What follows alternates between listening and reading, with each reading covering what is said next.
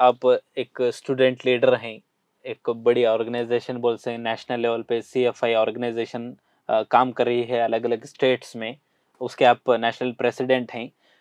Students के कुछ issues हैं, वो ऐसे इश्यूज हैं जो कि उनको एजुकेशन लाइन में उनको फेस करना पड़ता है। तो वैसे ही इश्यूज के ऊपर जो है मेरे कुछ सवाल हैं, इसको खास करके CFI का इसके ऊपर क्या स्टैंड रहेगा और इसको सॉल्व करने के लिए गवर्नमेंट इसके ऊपर कैसे काम कर सकती है, ये भी आप यहाँ पर हमसे बता सकते हैं कैमरे पे। कि सबसे पहले जो इश्यूज है खास करके स्टूडेंट्स को फेस करना पड़ता है इंडिया में नेशनल लेवल पर, वो है एक्सपेंसिव हायर एजुकेशन। तो स्टूडेंट्स पढ़ने के लिए उनके पास उतना पैसा नहीं होता है और दिन ब दिन क्या है, महंगाई बढ़ रही है और ख़ास करके एजुकेशन लाइन में जो है बहुत ज़्यादा फीस लेते हैं, लाखों से फीस होती है। तो इसके ऊपर कैसे आपका क्या स्टैंड है? बिल्कुल हायर सही है। हायर एजुकेशन एक्सपेंसिव में, जो चीज़ें, हाँ। हायर एजुकेशन में और जो जितना भी स्किल्ड एजुकेशंस वगैरह है टॉप लेवल पे, मेडिसिन है, इंजीनियरिंग है, सब बहुत बड़ा एक्सपेंसिव हो गया है। अभी पिछले सालों से लेके देखेंगे तो हर साल में ये फीस बढ़ रहा है।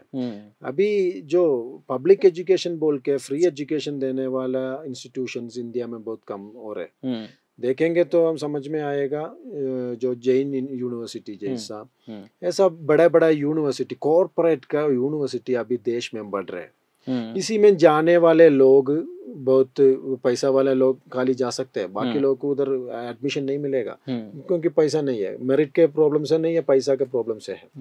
और ये मुद्दा आगे भी आने के चांस है क्योंकि इसमें NEP में, नेशनल एजुकेशन पॉलिसी में एक चीज है, NEP में एक एजेंडा गवर्नमेंट का एक है कॉर्पोरेटाइज करना है पब्लिक एजुकेशन के। अच्छा। 3C में डिस्कस कर रहे हैं। एक C corporatization of the higher education, उधर ये सब बहुत बड़ा कॉर्पोरेट को लेके आके यूनिवर्सिटीज हायर एजुकेशन जगह में इनको एस्टैब्लिश करना है। हाँ। वो एक प्लान है गवर्नमेंट का क्योंकि हिंदुत्व गवर्नमेंट, बीजेपी गवर्नमेंट का जो नियो लिबरल पॉलिसीज हम सबको समझते हैं, ये नियो लिबरल पॉलिसीज में पूरे का पूरा पब्लिक जितना भी चीज है वो बेचने का, अभी हमको पता है रेलवे बेच रहे हैं, इलेक्ट्रिसिटी बेच रहे हैं, पूरे चीज बेच रहे हैं लोग।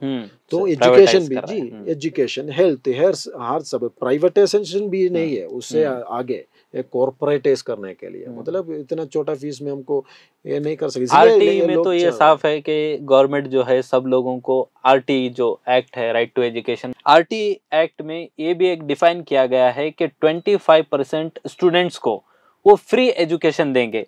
तो बहुत से लोगों को मालूम भी नहीं है कि प्राइवेट स्कूल्स या इंस्टीट्यूशंस होते हैं उसमें 25% स्टूडेंट्स को फ्री एजुकेशन देना है। तो ये भी एक बड़ा मसला है कि लोगों को पता नहीं है कि किस तरह से RTE एक्ट को यूज करना है। ये राइट टू एजुकेशन में आप बिल्कुल सही कहा है। ये 1% स्टूडेंट्स को प्राइवेट एजुकेशन में एंट्री देना है, प्राइवेट इंस्टीट्यूशन उनको एंट्री देना है, वो एक उसमें एक क्लोज है।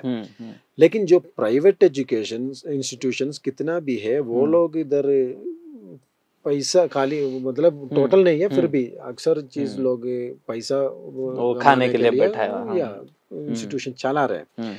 इसलिए जो जितना भी फ्री सीट्स है वो उधर जो पिछड़ा लोगों कम्युनिटी से लोगों को इधर एंट्री देने के लिए ये लोग रेडी नहीं है। उधर अच्छा क्वालिटी एजुकेशन मिल जाएगा लेकिन पैसा देना है, वही है एक प्रॉब्लम कि हमारा पब्लिक इंस्टीट्यूशन में, स्कूल्स में, पब्लिक स्कूल्स में इतना क्वालिटी एजुकेशन नहीं मिलने वाला है, इसलिए स्कूल से ये लोग बाहर चल रहे हैं। सही। लेकिन प्राइवेट एजुकेशन इंस्टीट्यूशन में इनको एडमिशन भी नहीं मिलेगा पैसा की वजह से, ये देने के लिए वो लोग भी रेडी नहीं है। गवर्नमेंट ये तीनों से एक लिवरेज बनाना है, एक ब्रिज बनाने के लिए कोशिश करना है, वो गवर्नमेंट कोशिश नहीं हो रहा है। तो उसकी वजह से जो है बहुत सारे स्टूडेंट्स को एजुकेशन से वो महरूम हो गए हैं, बाहर हो गए हैं, एजुकेशन नहीं मिल रहा है। इसी तरह से एक और इशू है स्टूडेंट्स का कि एजुकेशन सिस्टम जो है इंडिया का बहुत पुराना हो गया है, इसको चेंज करना है। जैसे कि मुगल की हिस्ट्री हम लोग पढ़ते हैं और वो तो आए थे, इतने साल हो गए आकर के वो चले गए हैं। तो इंडिया में अब उनके हिस्ट्री को फिर से हम अपने नए जनरेशन को पढ़ाना ये क्या ज़रूरी है? एक एजुकेशन नया सिस्टम बनाए तो ये अच्छी चीज़ होगी। अच्छी चीज़ है, लेकिन क्या है इसी अच्छी चीज़ में, ये एक देश का हिस्ट्री बोलेंगे, हर सोसाइटी का हिस्ट्री वो सोसाइटी के फ्यूचर डिफाइन करने में बहुत इम्पोर्टेंट चीज़ है। हिस्ट्री पूरा छोड़ के सोसाइटी के आगे नहीं जा सकते। हर कंट्रीज में अपना हिस्ट्री क्या है वो समझाने के लिए अलग अलग तरीके होते हैं। कल्चर कम्युनिटी का है, कल्चर ग्रुप का, किसी भी हिस्ट्री के बारे में ऐसा एक लैक्स माइंड हम नहीं ले सकते। एक चीज़ है। दूसरा है ये सब चीज़ हम पढ़ना ज़रूरी है, क्योंकि एक मॉडर्न इंडिया जैसा एक कॉन्सेप्ट इंडिया में आया है। ये ऐसा मुगल डायनास्टीज से आया है। पहले इंडिया बोलेंगे तो एक यूनिफाइड इंडिया नहीं था, हमको पता है। और ऐसा एक हिस्ट्री में मतलब 14-15 सेंचुरी में इंडिया पूरा दुनिया के सबसे आगे डेवलप्ड कंट्री था। पूरा अभी का यूरोप के बहुत बड़ा डेवलपमेंट में था, जीडीपी वगैरह बहुत सारे हिसाब है उसमें। इसीलिए ब्रिटिश लोग इधर इंडिया में आके लूटने के लिए कोशिश किया था। वही है कि हिस्ट्री जो ये इंडिया पूरे देश का एक मॉडल बनाने के लिए एक अच्छा पीस था उसी जमाने में। ये सब हम सीखना है, कैसे हमारा सोसाइटी इवॉल्व हो गया, बहुत इंपॉर्टेंट चीज़ है। लेकिन ये हिस्ट्री बोलेंगे तो एक साइंटिफिक हिस्ट्री होना है। वो हिस्ट्री साइंस के मतलब लॉजिकल चीज़ में साइंस में लेके कनेक्ट करके हिस्ट्री बनाना है। जो मिथ्स है बड़ा सालों से 4000 साल से पहले इंडिया में ये था वो था बोल के इलॉजिकल चीज़ सिखाना भी नहीं है, वो बिल्कुल टेक्स्ट बुक से निकालना। इसमें एक और चीज़ भी आती है, एजुकेशन सिस्टम में हम बोल सकते हैं कि इंफ्रास्ट्रक्चर भी है। अभी भी जो है स्टूडेंट्स दूसरे अगर कंट्रीज़ को हम देखें तो वहाँ के जो है अलग अलग कुछ मॉडर्न चीज़ें उनके क्लासरूम में होती हैं, स्टूडेंट्स आते हैं सीखते हैं, ज़्यादा उनको सीखने को मिलता है। लेकिन आज भी इंडिया में देखें तो वही बेंचेस हैं, वही ब्लैक बोर्ड और चौक से लिखने वाले टीचर्स होते हैं। टीचर्स भी ऐसे हैं कि उनको खुद जो है नॉलेज नहीं होती है, वो कहाँ से डिग्री लेकर के आते हैं। तो ये पुराना जो सिस्टम है इसको भी चेंज करना है। जो अदर कंट्रीज हम देख रहे हैं डेवलप्ड कंट्रीज में, तो वो चीज़ यहाँ पर देखने को नहीं मिलती है। इसके पीछे क्या रीज़न है? सुनिए, अभी हमारा लॉन्ग पेंडिंग डिमांड है एजुकेशन को 6% जीडीपी बजट में एलोकेट करना है बोल के 1960s लेके कोतारी कमीशन लेके हमारा एक डिमांड है 6% जीडीपी करना है। अभी एनईपी में भी एक ऐसा एक डिमांड रखा है, लेकिन कभी भी हिस्ट्री में इंडिया में ऐसा एक हालत नहीं हुआ है। 1980s कभी भी इसके साथ में आया है, लेकिन 6% हम एलोकेट नहीं हुआ। अभी देखेंगे 3.2% है। तो इसके जरिए से कुछ और डेवलपमेंट देखने को मिल सकता है। पैसा होना है तभी तो इंफ्रास्ट्रक्चर डेवलप होगा। बिल्कुल नहीं है बोल के नहीं, स्मार्ट क्लासरूम्स वगैरह एक दो इधर उधर हो रहे हैं, लेकिन हम ग्लोबल लेवल पे देखेंगे तो हमारा स्टैंडर्ड बहुत पीछे हो रहा है। ग्लोबल लेवल पे हमारा यूनिवर्सिटीज वगैरह स्टैंडर्ड देखेंगे तो 5 से कम है हमारा यूनिवर्सिटी ग्लोबल रैंकिंग में। ये डेवलप करने के लिए क्या है, पैसा स्पेंड करना पड़ेगा, खर्चा करना पड़ेगा, तभी तो क्वालिफाइड एजुकेशन चीज़ आगे आएगा।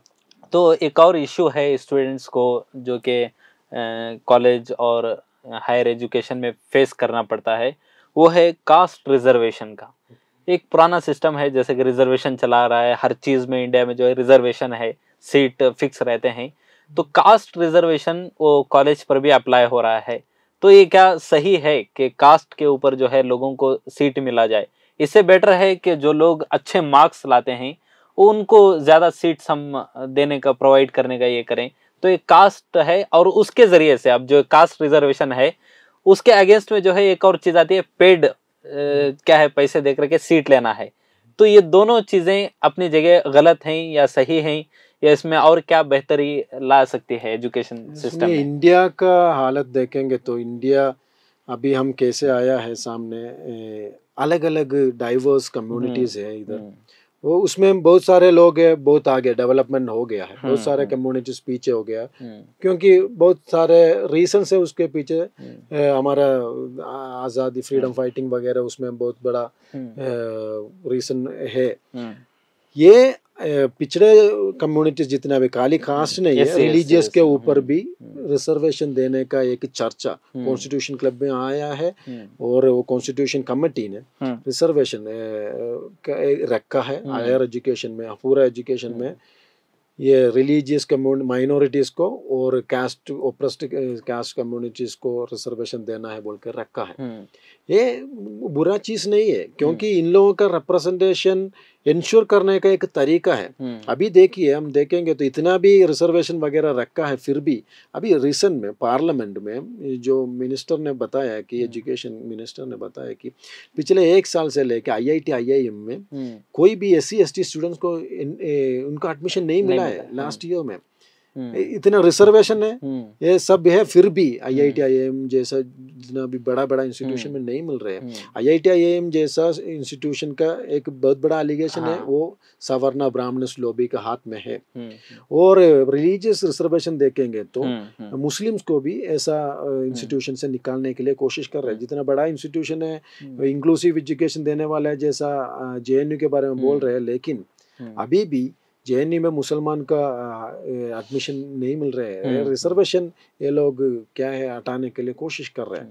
तो ये बुरा चीज़ नहीं है, उनका रिप्रेजेंटेशन इंश्योर करने का एक चीज़ है, वो सही तरह इम्प्लीमेंट करना है, लेकिन नहीं रिजर्वेशन के बजाय ऐसा हो सकता है कि स्टूडेंट्स को जो है अच्छे परसेंटेज आने वालों को जो है मौका दिया जाए। ये भी एक चीज़ है कि स्टूडेंट रिजर्वेशन जो कास्ट रिजर्वेशन है उसको छोड़ करके जो ज़्यादा परसेंटेज लाता है उसको हम एडमिशन दें, इसमें क्या रॉन्ग है? ये एक बहुत बड़ा डिबेट है।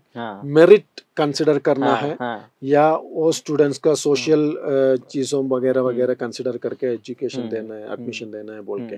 ये मेरिट बोलेंगे तो मेरिट है, हायर मार्क्स, ये सब, और उसका इंटेलिजेंस और फ्री टाइम, ये सब एक आदमी को कितने कैसे मिलते हैं, कितना मिलते हैं, इसी के ऊपर ही होता है।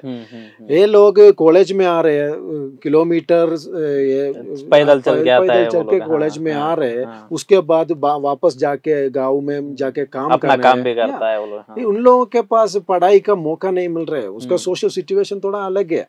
तो ऐसा कैसे आप लोग हिसाब करेंगे, ये एक प्रॉब्लम है। उसके साथ जो लोग AC रूम में बैठ के पढ़ाई कर रहे हैं, बहुत अच्छा कोचिंग के लिए जा रहे हैं, ये लोग का अच्छा मार्क्स मिलेगा, उसमें कोई शक नहीं है। खाली वो लोग इधर पढ़ना है, बाकी लोग इधर नहीं पढ़ना है बोलेंगे तो नाइंसाफी है, हमारा देश का कॉन्स्टिट्यूशन के खिलाफ है। इसलिए रिजर्वेशन भी एक सबसे बड़ा मुद्दा है, इक्वल रिप्रेजेंटेशन मिलने के। लेकिन उसके साथ साथ हम देखते हैं कि एक पेड सीट मिलता है, जिस तरह आप बोला है कि AC रूम में पढ़ रहा है, कार में आ रहा है, उसको कुछ टेंशन नहीं है, क्या है, जाके पढ़ाई भी कर रहा है, हो उसको फ्री टाइम है, लेकिन उसके बावजूद जो है पेड सीट, ये भी एक बड़ा स्टूडेंट्स के लिए बड़ा इशू बन गया है।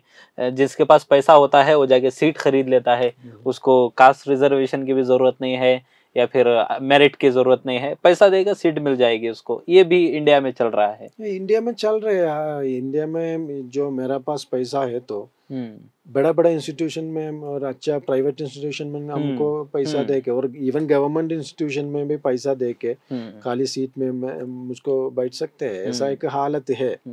ये सब एक सही तरीका पे एडमिशन वगैरह लाने के लिए एक सिस्टम, एक ट्रांसपेरेंट सिस्टम हर कॉलेज में होना है, वही ये इसका एक सॉल्यूशन। वो ट्रांसपेरेंट सिस्टम नहीं है। ट्रांसपेरेंट सिस्टम के लिए स्टूडेंट्स कम्युनिटी, वहाँ का टीचर्स और पब्लिक, जनरल पब्लिक, सब लोग इसके लिए विजिल होना है।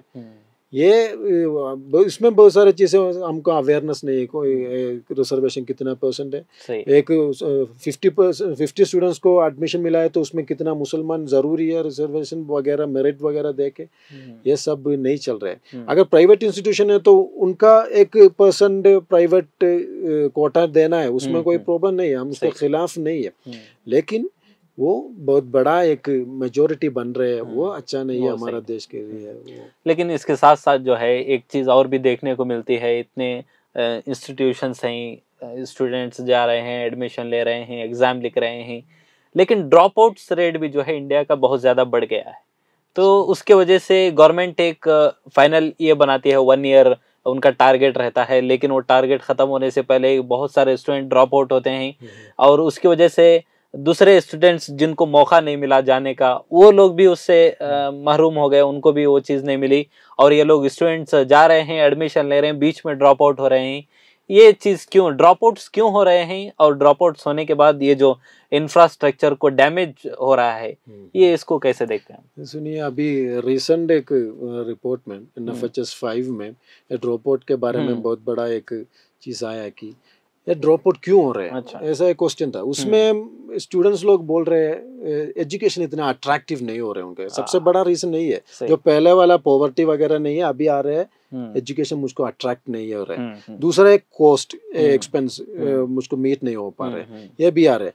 ये देखेंगे तो एक चीज अट्रैक्ट होने के लिए उससे कुछ फायदा मुझको मिलना है, जैसा एक सोच स्टूडेंट्स के अंदर आना, ये नहीं आ रहा है। सही।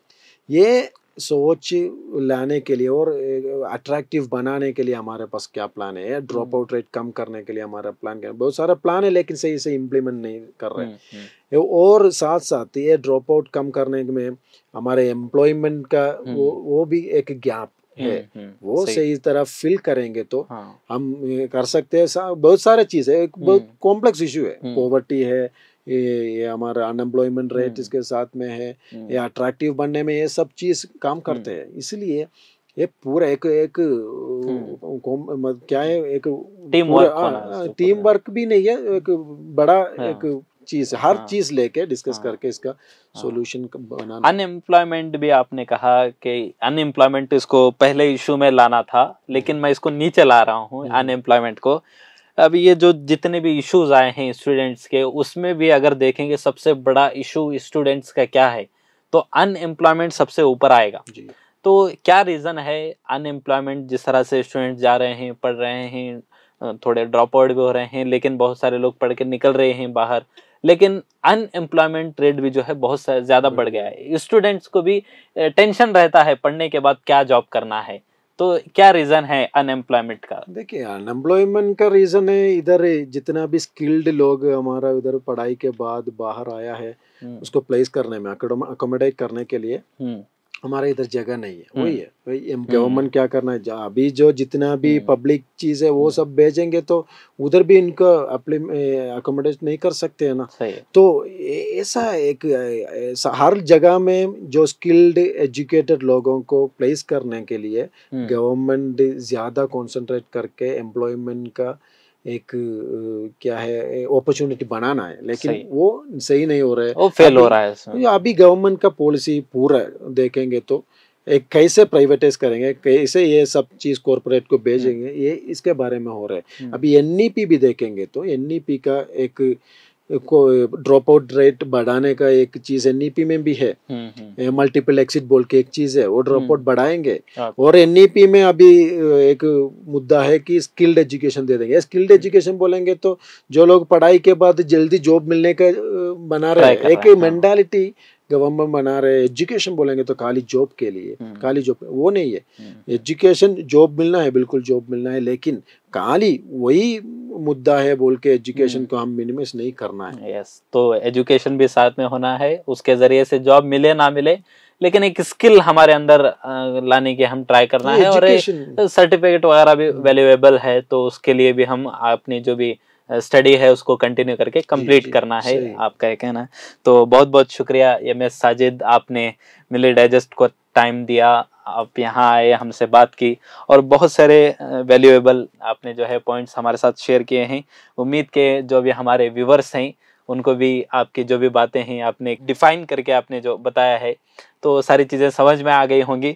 तो इसी के साथ मैं अपने इस खुसूसी मुलाकात को ख़त्म करता हूँ। अस्सलाम वालेकुम। अगर आपने चैनल को सब्सक्राइब नहीं किया है तो ज़रूर सब्सक्राइब करें, बेल आइकन भी प्रेस करें ताकि खबरें आप तक बर वक्त पहुँच सकें। मजीद अपडेट्स के लिए आप व्हाट्सएप ग्रुप भी ज्वाइन कर सकते हैं, लिंक डिस्क्रिप्शन में मौजूद है।